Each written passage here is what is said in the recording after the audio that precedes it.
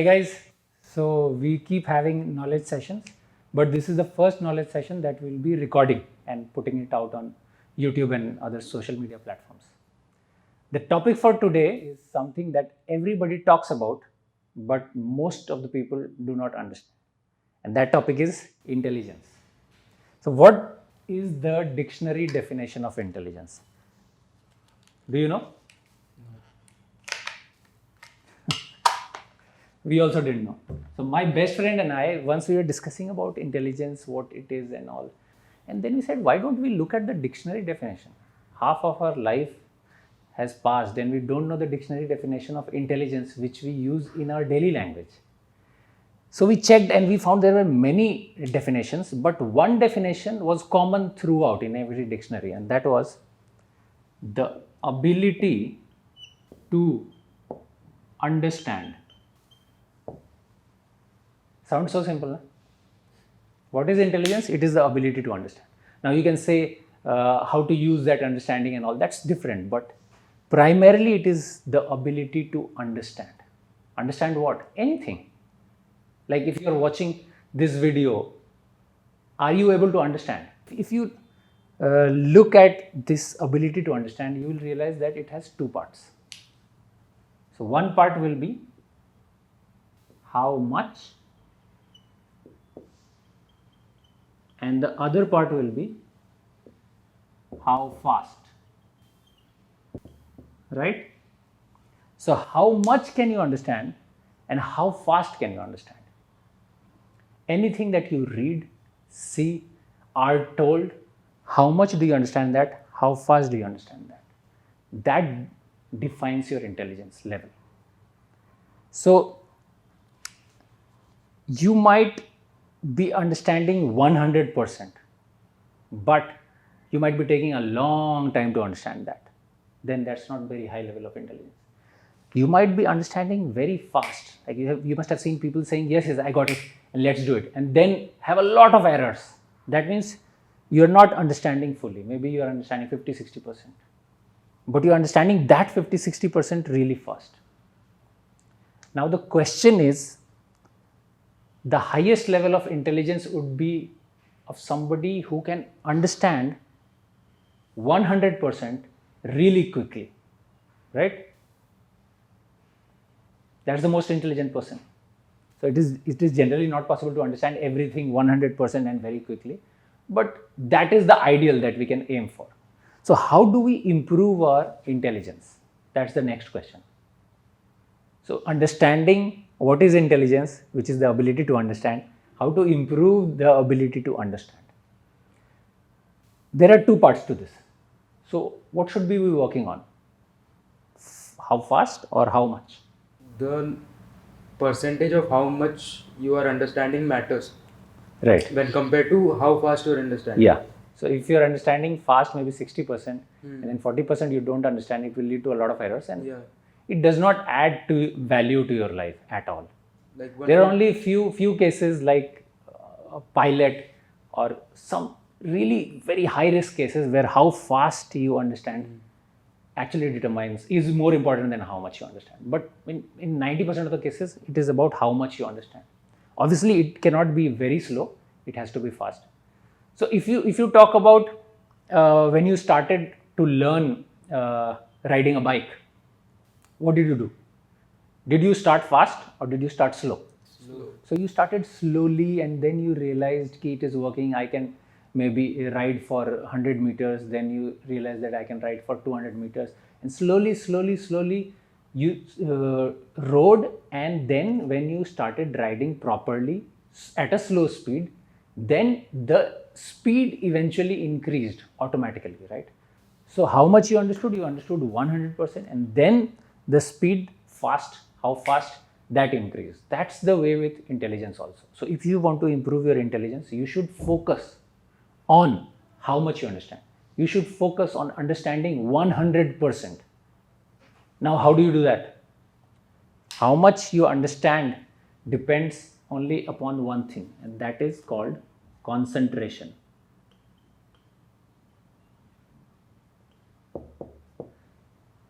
I heard somebody saying, I don't know whether it is a quote from Swami Vivekananda or somebody else, but it was something like the primary difference between a successful person and an unsuccessful person lies in the degree of concentration.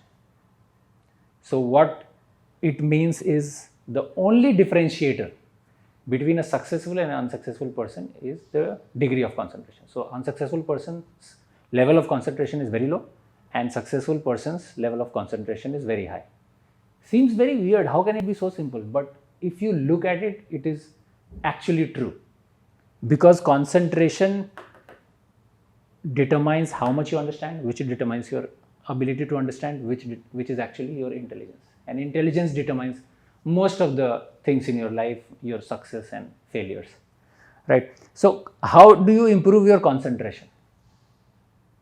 You improve your concentration, we all know, by doing meditation. So I'll not teach you meditation here. I'll put a link in the description below for one of the age-old meditation techniques. I call it becoming breath meditation. If you practice just 20 minutes of meditation every day, your concentration level will increase, which will lead to increase of your intelligence. If you can practice 1 hour, that's amazing. And if you can practice 1 hour in the morning and 1 hour in the evening, then it's a guaranteed thing that within 3 to 6 months, you will feel your ability to understand, your ability to comprehend will exponentially grow in just 6 months. That's a guarantee. Now, apart from that, what do you do so that you improve your intelligence? Apart from doing meditation. What is the purpose of meditation? Why? Meditation is just a tool to increase your concentration. But eventually, every moment, you have to be focused on, concentration level needs to be high every single moment, right? Like right now, your concentration level needs to be high to be able to comprehend, to be able to understand, right? Only then your intelligence level will increase. So every moment you need to focus on how much you are understanding. So there are 3 ways I feel which can help you use your concentration in a proper way so that your intelligence level increases. And first is focus on the now. Second is ask questions. Don't assume. And the third one is keep your ego at bay. So how do you use your ability to concentrate? You focus on the now. So whatever is happening at that particular moment, you focus only on that. You don't focus on your past. You don't focus on your future. You focus on the present. Whatever is happening, you are completely immersed into that. Right? That is the way to increase your understanding level. The second one is, if you don't understand something, ask questions. And we all see since school days, we don't understand many things, but we pretend that to understand and we don't ask questions because we might look like a fool. So that's something we have been doing since childhood, and that is something that happens even in our career, in our life, in our relationships. If you don't understand something, the best way is to just ask. Now you cannot ask if you are reading somewhere and not able to understand. Then what do? You do your research. The problem is people assume things. So I have a friend whom you tell something, a detail, maybe half an hour you tell something about a project. He will understand fully 50%. He will not understand 20%. And he will not realize that he has not understood, which is okay. If he does not know that he has not understood, then what can he do? But 30%, he feels that maybe this or maybe that, and then he chooses something, assume things. So now what happens? Only 50% he understands, 20% he does not understand, he does not know, he does not understand, and 30% he assumes things. And then he does things and it leads to a lot of errors, lot of issues, and never ever the work is done on time in great quality. So you always have to struggle and somehow make amends and spend much more time than required. Don't assume, have doubts, ask questions. In these days you can do research on the web from authentic websites. So anything you don't understand, you don't go ahead. It's like when you read a book. In 10th, when I used to read, suppose, physics, and if I could not understand one paragraph, I used to never go to the next paragraph till the time I understood that. But if even after trying I did not understand that, I used to mark it and then ask my teacher. So never leave it unmarked. If you don't understand something, mark it and then make sure that you understand. Maybe by asking somebody who knows that, or by researching on it. Third is keep ego at bay. You might think, how is this related to intelligence? It is related to intelligence because you must have seen people who are very intelligent, become very successful, and suddenly they become a failure. And then they take decisions that are stupid. Why? Because ego comes into play. When you are too attached to your thinking, yourself, become self-obsessed, then it is impossible to take good decisions. Then your vision becomes colored and everything that you see is of that particular color. And therefore, intelligence will go down. So it is one of the very important things. Therefore, I always say, look at both the sides. If you hate somebody, look at 3 qualities that you like about that person. If you like somebody completely, look at 3 qualities that are not good. So we are filmmakers, we write characters for a story. We always write 3 good qualities, 3 bad qualities, the bright side and the dark side. Because there is nobody in the world who does not have a dark side, or there is nobody in the world who does not have a bright side. So if we have the ability to look at both the sides, our ego will be at bay and we'll be able to improve our intelligence. So that's about it. There's nothing more to it. And I hope this short video will help you grow your intelligence and first of all understand what intelligence is. If you have any questions, you can ask me. Yeah, good. You have explained how much you should, like how much the ability to understand is beneficial for intelligence. One thing I forgot. So when your how much increases, then your ability to focus on the now increases. Then your ability to not assume and ask questions so that you understand completely increases, and your ability to keep ego at bay increases, and therefore your speed of understanding also increases a lot. So first you work on how much, then you work on how fast, and therefore your overall intelligence increases. Yeah. That was my question. That was your question. Yeah. So I forgot to include that. Yeah. So you start working on how much, then how fast automatically happens. It's like bike riding. Initially it is slow, but when you completely understand how to use the gear and the brakes and all, then the speed increases automatically. It automatically happens. But first thing is to increase your concentration.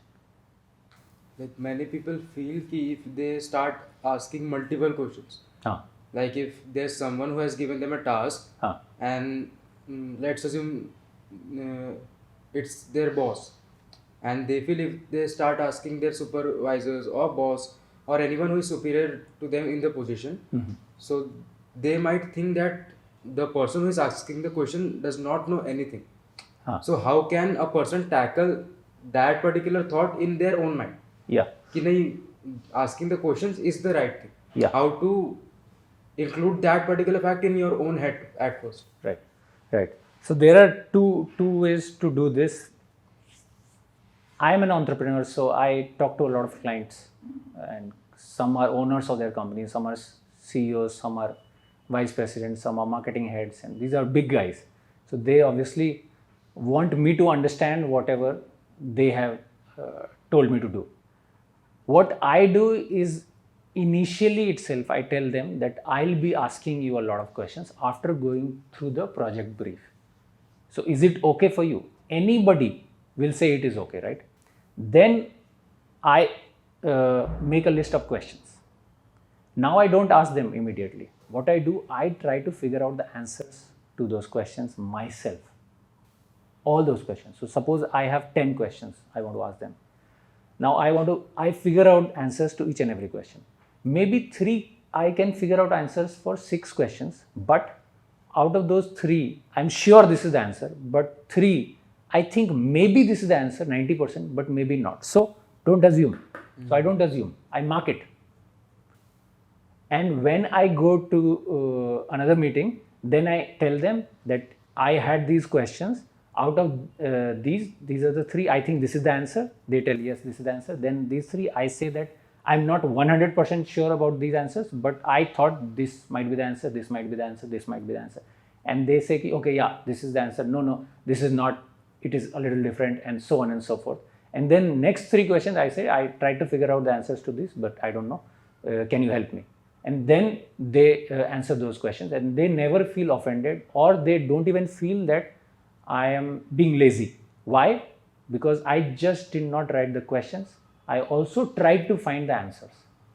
And that is very important. That shows proactiveness. That shows thoughtfulness.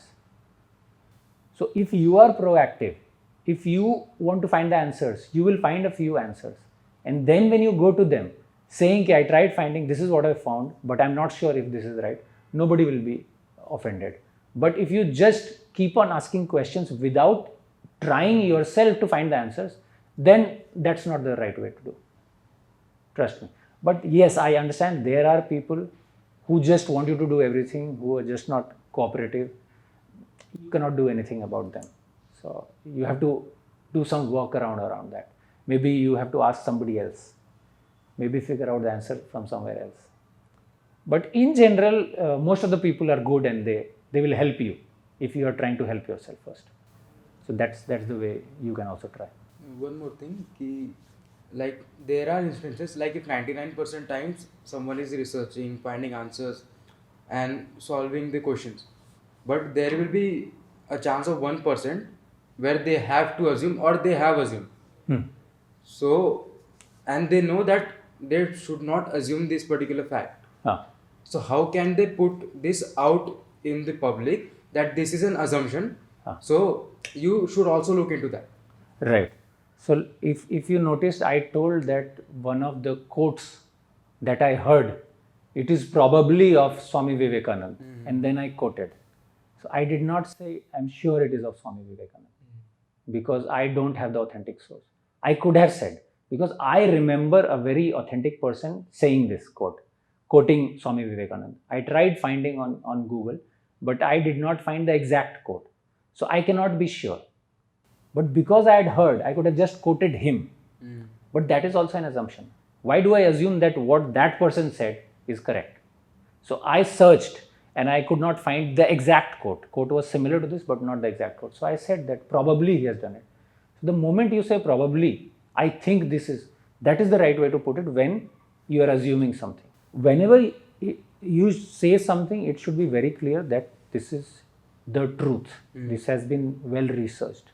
That is the ability you should have. That is the trust people should have in you. And that can be brought only by accepting that this is something that I have assumed. Many people don't say that I think or I have assumed, because they feel that people will judge them, ki you haven't done proper research. No, you tell them that I did, but this is what I know till now. Just be honest about it. And saying that this is the way it is while you know this is an assumption is not right. So you lose your credibility. That should not be done. And you should know what assumption you have made. The biggest problem I find is people don't ask questions. And another problem is people just don't have doubts. They think they have understood, but they have not understood, which is very difficult. That also comes under the ability to understand. You have not understood that you have not understood. You think you have understood, but you have not. That is also the ability to understand, right? So you have to grow that ability. There are many other ways to increase your IQ levels, improve your intelligence, solving puzzles, eating the right food, exercising daily. There are many other ways also. I have just talked about one aspect of it, which is the most important aspect. Every other thing are just tools, just like meditation is a tool. But eventually they'll all lead to this. So every day whenever I came to office or going back to my house, I ride a bicycle around 20 minutes or something. So is that is also helpful, right? Yeah. 20 minutes I am only focusing on wherever I I should take this turn, or I look at the or if there is a car on my backside or not. I take the turn. So it is also Basically, you have to be focused on the now. Mm. Anything. It's not about riding bicycle. Even if you're eating, you're focusing on eating. That also improves your intelligence. True. Your ability to concentrate, be patient, focused. That is intelligence. But riding a bicycle, that helps you be physically fit. When you are physically fit, brain is the part of your body itself, right? So that helps your brain become sharper. Sure. So obviously, Yeah. a better Also lifestyle will research- always lead to in more intelligence, Yeah. you know, more brain power and all. I've researched it on YouTube also that it helps to it helps your blood to flow in your brain Huh. really good and all. Any kind of exercising will help you. Some exercises are specifically for intelligence, like if you are doing pranayams, it will improve your intelligence much faster than maybe just jogging. If you maybe jog plus you do pranayams, it will be much more beneficial than only jogging. You know, so some exercises will help you improve your intelligence much more than other exercises. Like meditation is going to help you improve your intelligence much more than cycling. You know, True. if your focus is to improve your intelligence. Yes. But cycling will do something that meditation cannot, right? It will help you burn your fat also, right? And many other things.